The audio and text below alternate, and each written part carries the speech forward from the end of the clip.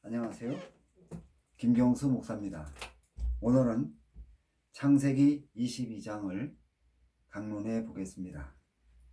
창세기 22장은 아브라함이 이삭을 번제로 드리는 사건을 기록했는데, 아브라함의 모든 역사를 해석하는 가운데 가장 어려운 부분이라고 그렇게 판단이 됩니다.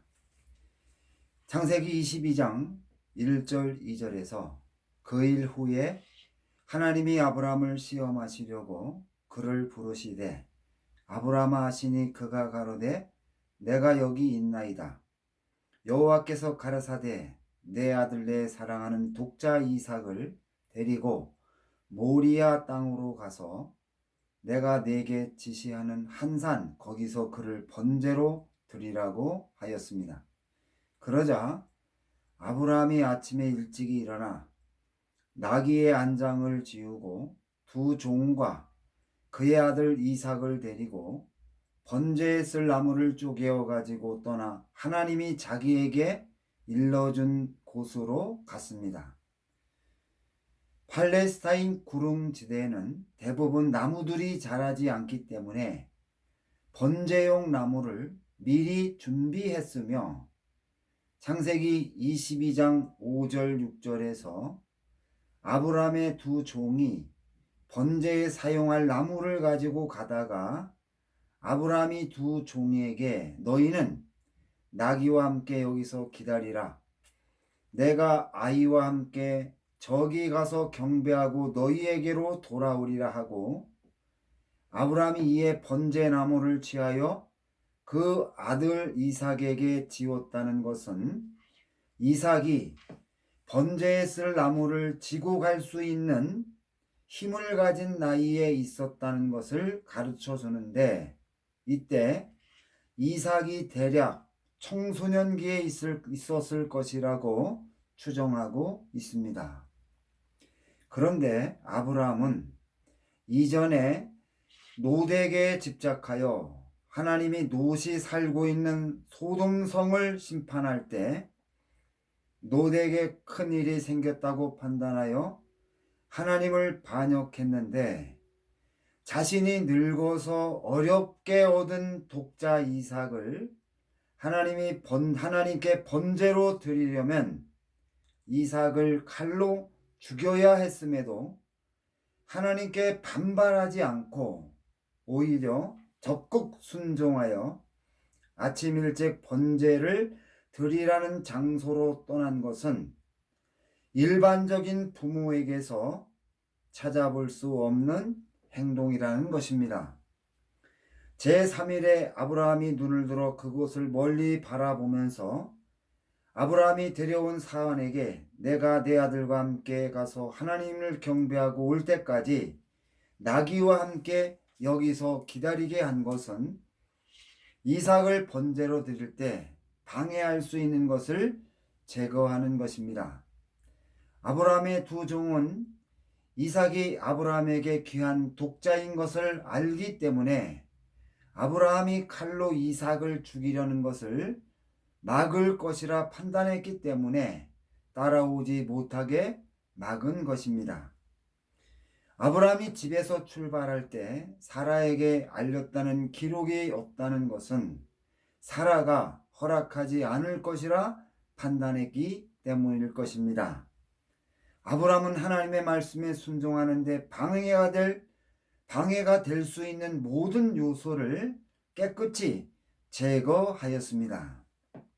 아브라함이 번제에 쓸 나무를 취하여 이삭에게 지우고 자신은 불과 칼을 들고 하나님이 지시한 곳으로 가는 도중에 이삭이 번제할 어린 양이 어디 있느냐고 물었는데 하나님이 친히 준비하실 것이라고 대답을 하였습니다.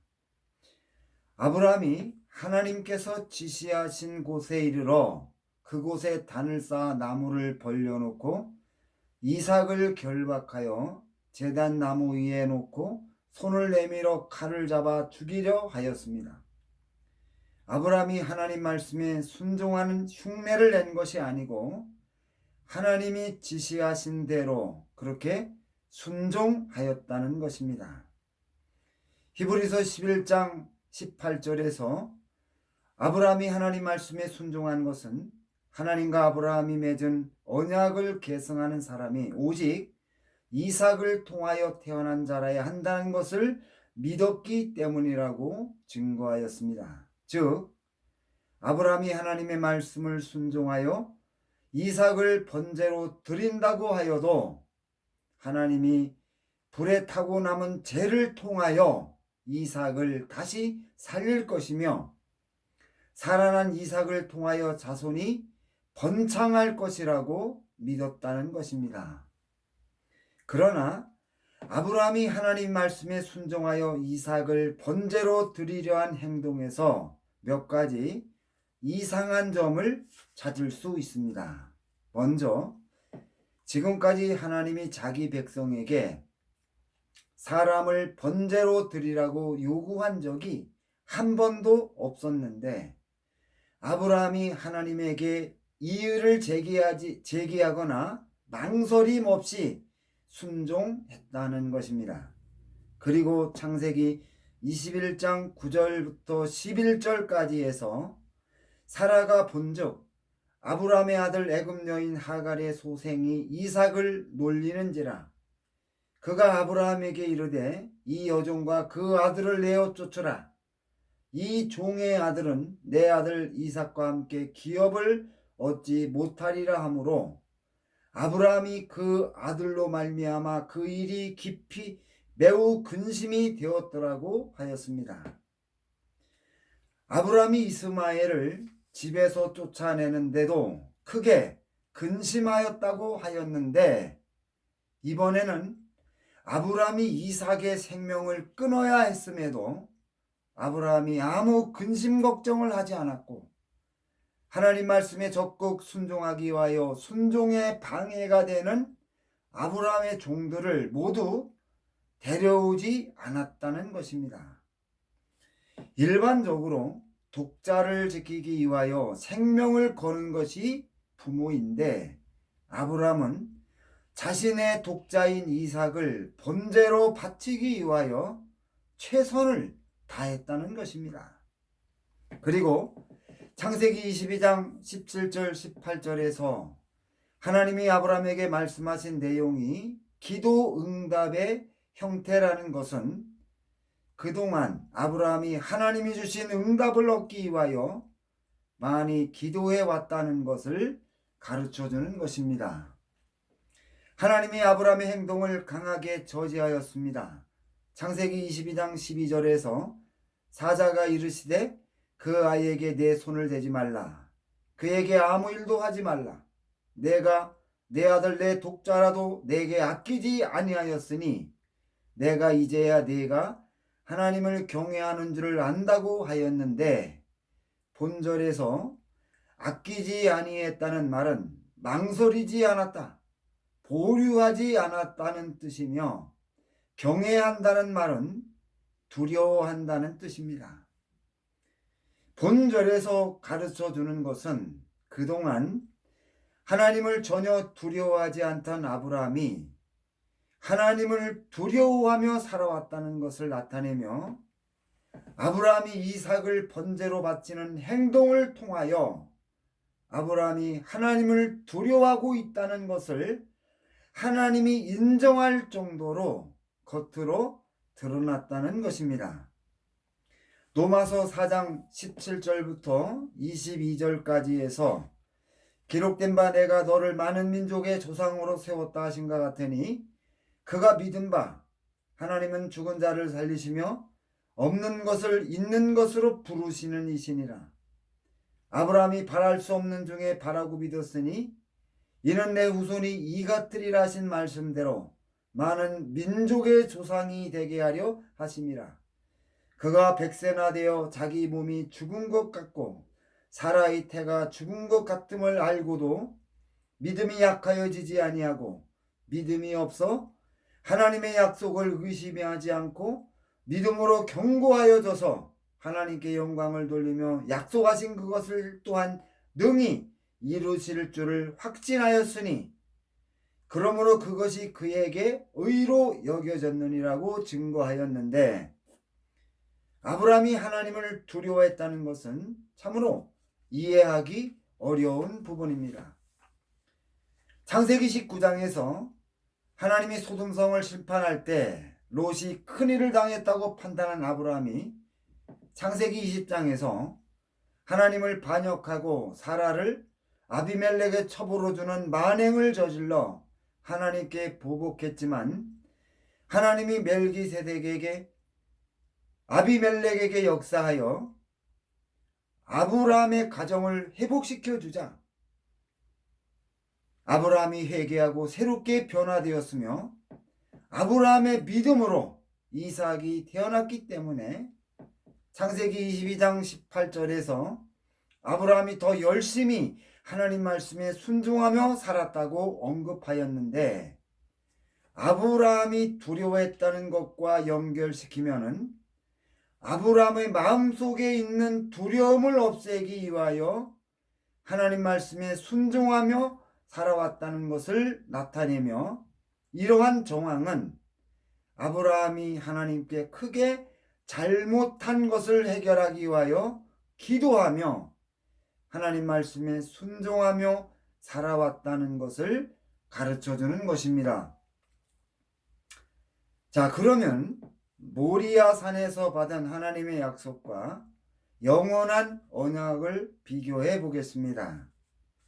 아브라함이 이삭을 대신하여 수풀에 걸려있는 수양을 가져다가 하나님께 번제로 드린 후에 창세기 22장 16절부터 18절까지 해서 여호와께서 이르시기를 내가 나를 가리켜 맹세하노니 내가 이같이 행하여 내 아들 내 독자도 아끼지 아니하였은즉 내가 네게 큰 복을 주고 내 씨로 크게 번성하여 하늘의 별과 같고 바닷가의 모래와 같게 하리니 내 씨가 그 대적의 성문을 차지하리라. 또 내 씨로 말미암아 천하 만민이 복을 받으리니 이는 내가 나의 말을 준행하였음이니라고 하였습니다. 창세기 22장 16절에서 여호와께서 이르시기를 내가 나를 가리켜 맹세한다는 것은 하나님의 불변하심과 하나님의 신실하심과 전능하신 자신의 속성을 근거로 아브라함에게 약속하신 것을 반드시 지켜서 성취시킨다는 것을 밖으로 선포하는 것입니다. 그런데 하나님이 아브라함에게 주신 맹세의 내용은 아브라함이 할례를 받으면서 하나님과 맺은 영원한 언약의 내용이 골격을 이루고 있다는 것을 알 수 있습니다. 이러한 성경의 증거는 아브라함이 영원한 언약을 깨트림으로 이제는 하나님이 사람의 힘으로 절대 깨트릴 수 없는 하나님의 맹세로 보강해 주셨다는 것을 가르쳐주고 있습니다. 앞으로 아브라함의 믿음과 관계없이 하나님이 맹세한 내용들을 하나님이 스스로 반드시 성취하겠다는 것을 선포하는 것입니다. 그리고 하나님이 맹세하신 내용을 분석하면은 아브라함이 크게 걱정하며 기도한 내용들이 무엇인지 짐작할 수 있을 것입니다. 창세기 22장 17절 18절에서 하나님이 아브라함에게 맹세한 내용을 살펴보면은 내가 네게 큰 복을 주고 네 씨가 크게 번성하여 하늘의 별과 같고 바닷가의 모래와 같게 하리니 네 씨가 그 대적의 성문을 차지하리라. 또 네 씨로 말미암아 천하 만민이 복을 받으리라는 것입니다. 하나님이 아브라함에게 맹세한 첫 번째 내용이 네 씨가 크게 번성하여 하늘의 별과 같고 바닷가의 모래와 같다고 한 것이며, 두 번째는 네 씨가 그 대적의 문을 차지한다는 것이며, 세 번째로 네 씨로 말미암아 천하 만민이 복을 얻게 된다는 것입니다. 여기서 아브라함이 할례를 받으면서 맺은 영원한 언약과 모리아 산에서 이삭을 번제로 바친 후에 아브라함에게 하신 하나님의 맹세를 비교해 보면은 먼저 영원한 언약의 내용은 창세기 17장 6절에서 8절까지 해서 내가 너로 심히 번성케 하리니 내가 내게서 민족들이 나게 하며 왕들이 내게로부터 나오리라. 내가 내 언약을 나와 너 및 내 대대 후손 사이에 세워서 영원한 언약을 삼고 너와 내 후손의 하나님이 되리라. 내가 너와 내 후손에게 내가 거류하는 이 땅 곧 가나안 온 땅을 주어 영원한 기업이 되게 하고 나는 그들의 하나님이 되리라고 하였으며, 창세기 18장 18절에서 아브라함은 강대한 나라가 되고 천하만민은 그로 말미암아 복을 받게 될 것이 아니냐 하였고, 하나님이 아브라함에게 하신 맹세의 내용은 창세기 22장 17절 18절에서 내가 네게 큰 복을 주고 네 씨가 크게 번성하여 하늘의 별과 같고 바닷가의 모래와 같게 하리니 네 씨가 그 대적의 성문을 차지하리라. 또 네 씨로 말미암아 천하 만민이 복을 받으리니 내가 나의 말을 준행하였음이니라고 하였습니다. 먼저 영원한 언약과 하나님이 아브라함에게 하신 맹세를 비교하였을 때 공통적으로 포함된 것을 살펴보면은 아브라함의 자손이 번창한다는 것입니다. 하나님이 창세기 17장 6절에서 8절까지 해서 아브라함과 영원한 언약을 맺으면서 말씀하신 내용을 창세기 22장 17절 18절에서 하나님이 아브라함에게 맹세하면서 또다시 말씀하셨다는 것은 아브라함이 영원한 언약을 깨트렸다는 것을 나타내는 것입니다. 두 번째로 영원한 언약과 하나님이 아브라함에게 맹세한 내용을 비교했을 때 영원한 언약의 내용에서 삭제된 것은 아브라함이 강대한 나라가 되고 아브라함의 자손 가운데 많은 왕들이 나온다는 약속이 삭제되었다는 것을 알 수 있습니다. 이러한 모습은 아브라함이 할례를 받을 때 하나님이 주셨던 통치권이 사라졌음을 증거하는 것입니다. 그리고 가나안 땅에 대한 약속은 현재 시제로 되어 있어서 소유권이 아브라함에게 설정되어 있기 때문에 영향을 받지 않은 것이라고 판단할 수 있습니다. 세 번째로 영원한 언약의 내용이 하나님이 아브라함에게 맹세하실 때 변한 내용이 있는데, 영원한 언약에서는 천하 만민은 그로 말미암아 복을 받게 될 것이라고 하였는데, 하나님이 아브라함에게 하신 맹세에는 아브라함의 자손을 통하여 천하 만민이 복을 얻을 것이라고 하였습니다. 영원한 언약과 하나님이 아브라함에게 주신 맹세를 비교했을 때 가장 큰 차이점은 하나님이 아브라함에게 주신 맹세의 내용에서 아브라함이 제외되고 아브라함의 후손으로 대체되었다는 것입니다. 이러한 변화는 아브라함이 하나님께 말로 형용할 수 없는 죄를 범했기 때문이라고 판단할 수 있습니다. 그렇다면은 아브라함이 진정으로 두려워한 것이 무엇인가에 대해서 함께 생각해 보겠습니다. 창세기 22장 10절에서 내가 내 아들 내 독자까지도 아끼지 아니하였으니 내가 이제야 네가 하나님을 경외하는 줄을 아노라고 했는데, 본절에서 경외한다는 말은 두려워한다는 뜻이라고 이미 앞에서 살펴보았습니다. 그동안 아브라함이 두려워한 것을 해결하려고 하나님께 기도해 왔는데, 하나님이 아브라함에게 반드시 성취한다고 맹세한 내용이 아브라함의 마음속에 있는 두려움을 없애 주었다고 판단이 됩니다. 이러한 증거는 그동안 하나님이 아브라함에게 맹세한 내용이 이루어지지 않을 것이라고 판단하여 두려워했다는 것을 가르쳐 주는 것입니다. 요약해서 말하면은 아브라함이 두려워한 것은 하나님이 모든 족속이 복을 받을 수 있도록 조성해 놓은 구원의 근거를 아브라함이 파괴시킴으로 하나님의 구속 역사를 중단시킨 것이 바로 아브라함이 두려워했다는 것입니다.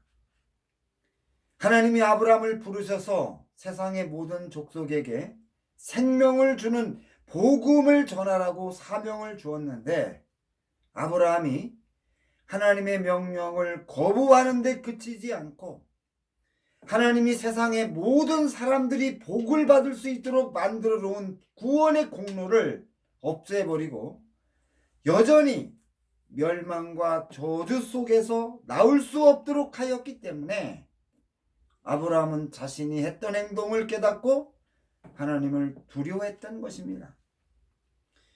하나님이 아브라함에게 하신 맹세의 내용을 분석해 보면은 아브라함이 하나님 말씀에 순종하여 자신의 아들을 죽이려는 사건을 히브리서 11장 17절에서 19절까지 해서 아브라함이 시험 받을 때 믿음으로 이삭을 드렸으니 그는 약속들을 받은 자로 돼 그 외아들을 드렸느니라. 그에게 이미 말씀하시기를 내 자손이라 칭할 자는 이삭으로 말미암으리라고 하셨으니 그가 하나님이 능히 이삭을 죽은 자 가운데서 다시 살리실 줄로 생각한지라. 비유컨대 그를 죽은 자 가운데서 도로 받은 것이라고 해석하였습니다. 이러한 해석을 이삭과 연결시키면은 이삭은 태어난 지 8일 만에 할례를 받았고 하나님의 영원한 언약에 참여했지만 이삭이 죽었다가 다시 살아나야 하나님의 구속 역사를 이어갈 수 있다고 판단했다는 것을 나타내고 있는 것입니다. 번제로 바쳐진 이삭이 다시 살아나는 것은 이삭을 번제로 드린 후에 다 타고 남은 죄를 가지고 이삭이 만들어진다는 것을 의미하는 것입니다. 이삭을 불로 태우고 남은 죄는 모든 살과 뼈를 태울 때 나온 것으로 더 이상 태울 수 없는 정결한 물질로 구성되어 있습니다. 아브라함이 정결한 죄를 통하여 이삭이 다시 만들어지기를 바랬다는 것은 이삭이 히스기야의 아들 므낫세처럼 인격에 심각한 문제가 있었다는 것을 증거하는 것입니다. 아브라함은 자신의 죄로 인하여 이삭의 인격에 심각한 문제가 생겼으며 이삭이 가진 결점으로 하나님의 구속 역사가 전개되지 못하고 중단될 것이라 판단하여 두려워하였던 것입니다. 그래서 아브라함이 이 문제를 가지고 하나님께 기도해 왔다는 것을 가르쳐 주는 것입니다. 구약 성경에서 이삭과 같이 하나님의 약속과 부모가 하나님께 지은 큰 죄의 영향을 받으면서 태어난 사람이 히스기야의 아들 므낫세라고 이미 앞에서 살펴보았습니다. 히스기야가 죽을 병이 걸렸을 때 하나님께 기도하여 생명을 15년 동안 연장받았으며 히스기야가 죽을 병에서 치료받고 국제적으로 높임을 받게 되자 그가 교만해져 하나님의 모든 영광을 가로채는 죄를 범했습니다. 따라서 므낫세는 히스기야가 생명을 15년 동안 연장받는다고 하나님이 약속한 기간 동안에 잉태하였으며 동시에 히스기야는 이 기간 동안 하나님께 교만한 죄를 짓고 있었다는 것입니다.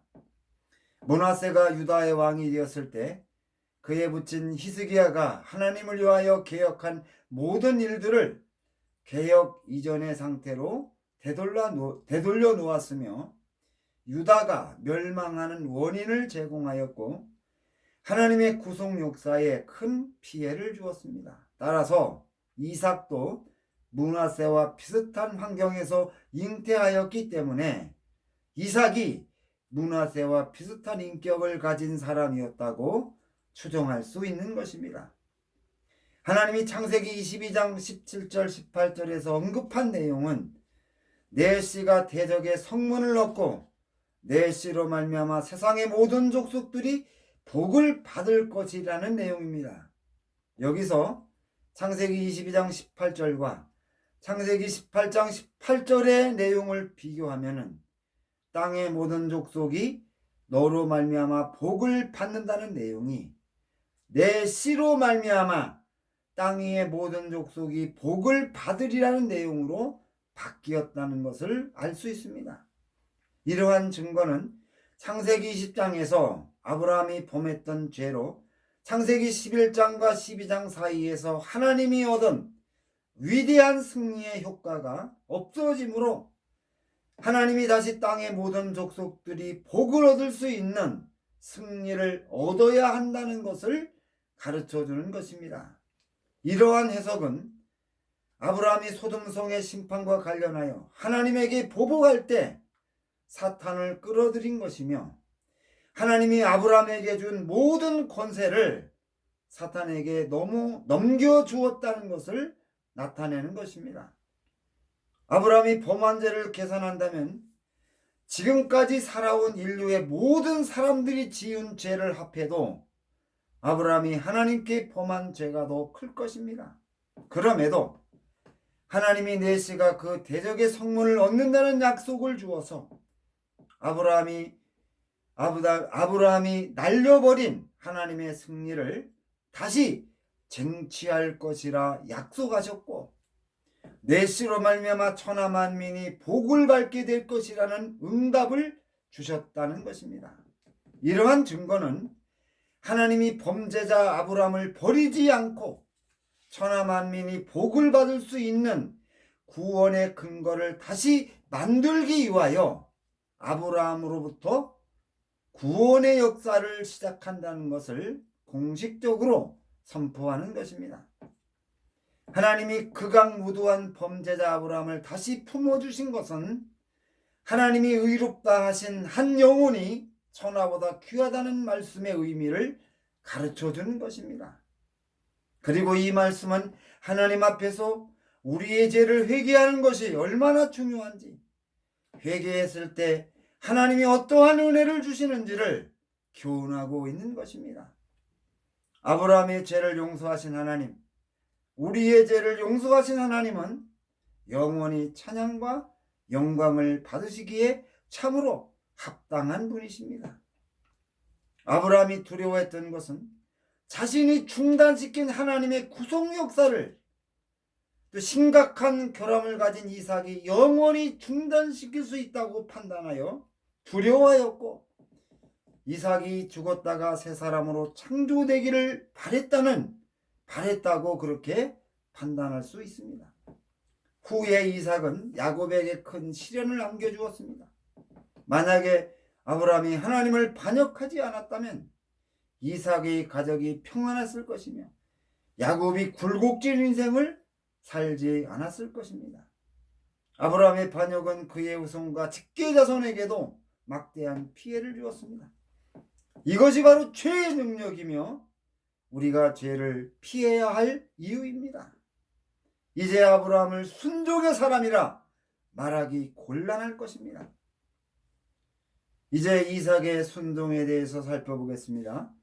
창세기 22장에서 이삭이 번제했을 나무를 가지고 모리아 산으로 올라갔다는 것은 그가 건강하고 힘을 쓰는 시기에 있었다는 것을 나타내며 이때 이삭의 나이가 대략 17세 정도였다고 추정할 수 있습니다. 아브라함이 이삭을 번제단 위에 눕히고 이삭이 번제물에 대해서 죽음을 그대로 받아들였다는 것은 강압적으로 이루어질 수 없고 이삭이 자발적으로 아브라함의 말에 순종했다는 것을 나타내는 것입니다. 이삭이 아브라함에게 순종하는 과정을 살펴보면 이삭이 번제했을 나무를 가지고 모리아 사로로 가면서 아브라함에게 번제에 사용할 어린 양은 어디 있느냐? 그렇게 물었다는 것은 아브라함이 이삭을 번제로 바치려는 계획을 전혀 알지 못했다는 것을 나타내며 아브라함이 이삭을 번제로 드릴 때 이삭을 설득했다는 것을 가르쳐주는 것입니다. 아브라함이 이삭을 무엇으로 설득했는지 성경에 기록되지 않았지만 이삭이 아브라함의 제안을 수용해서 번제물이 되었다는 것은 이삭이 본인의 인격적 결함을 잘 알고 있었고 이삭이 죽었다가 다시 살아나면 자신이 새 사람이 된다고 믿었다는 것을 나타내는 것이라고 판단이 됩니다.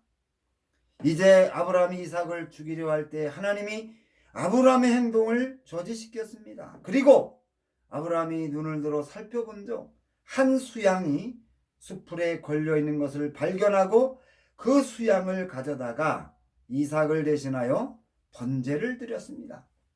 그런데 이후에 전개된 역사를 살펴보면 사라가 죽었을 때 이삭이 부엘라 헤로이에서 왔다고 하였으며 아브라함은 목자였는데 이삭은 농사를 지었다고 증거하였습니다. 이삭이 부엘라 헤로이에서 농사를 지으며 살다가 37살에 사라가 죽어서 장사 지내기 위하여 왔다는 것은 이삭이 오래전에 부엘라 헤로이로 가서 농사를 지으며 살았다는 것을 가르쳐 주는 것입니다.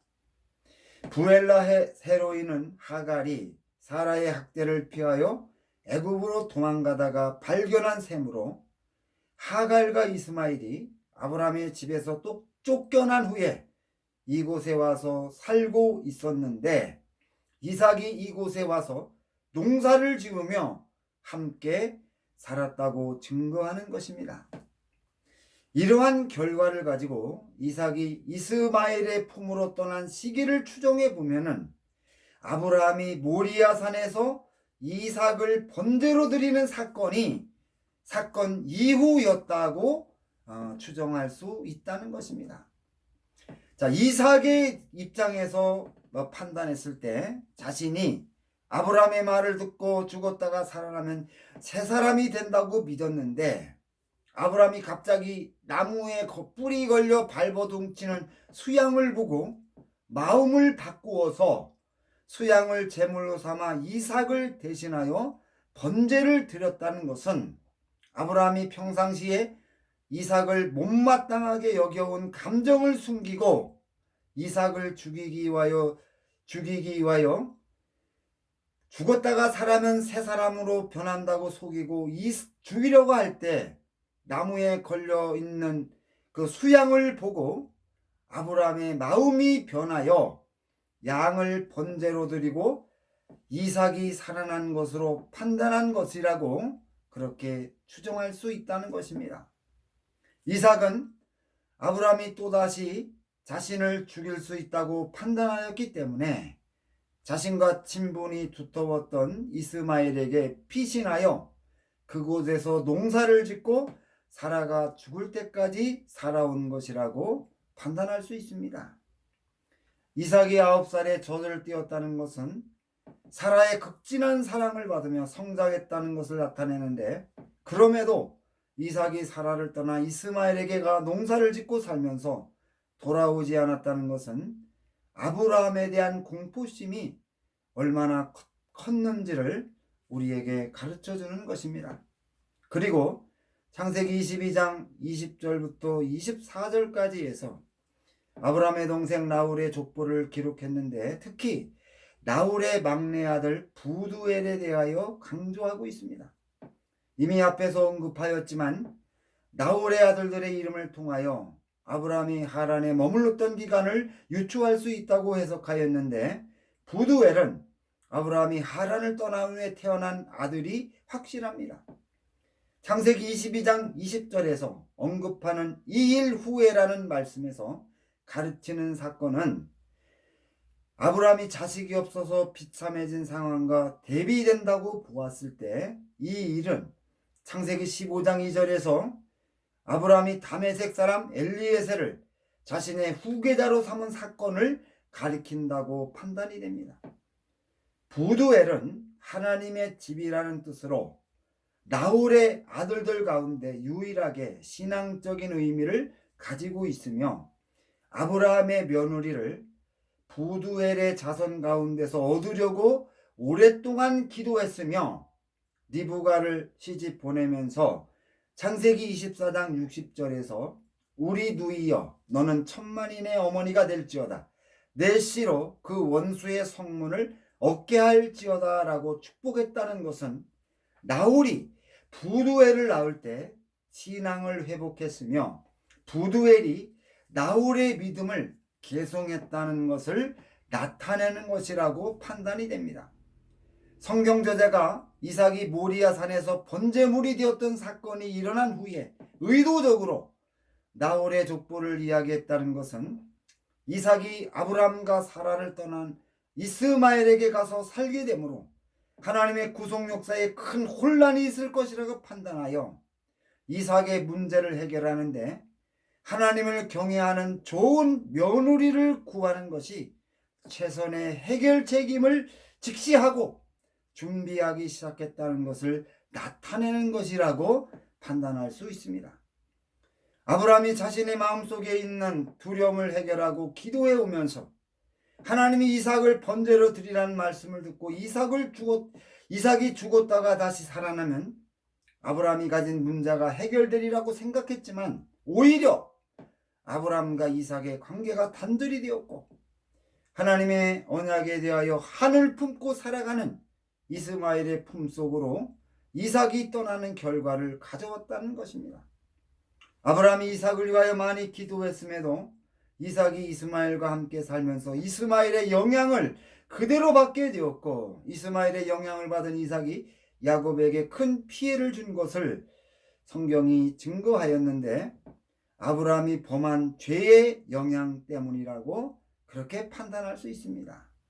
따라서 성경을 읽고 배우는 성도들은 죄의 무서움을 깨닫고 죄를 피하고 죄와 싸워서 이기는 삶을 살아야 할 것입니다. 오늘 한국교회가 가진 대부분의 문제는 일제강점기 때 한국교회가 신사참배한 죄를 회개하지 않고 지금까지 해결하지 못해서 파생된 것이 대부분입니다. 따라서 지금이라도 한국교회는 이 문제를 해결하기 위하여 최선을 다해 힘써야 할 것입니다. 이렇게 해서 오늘 강론을 모두 마치겠습니다. 하나님의 은혜가 이 강론을 듣는 모든 사람들에게 풍성하게 넘치기를 주님의 이름으로 부탁을 드립니다. 감사합니다.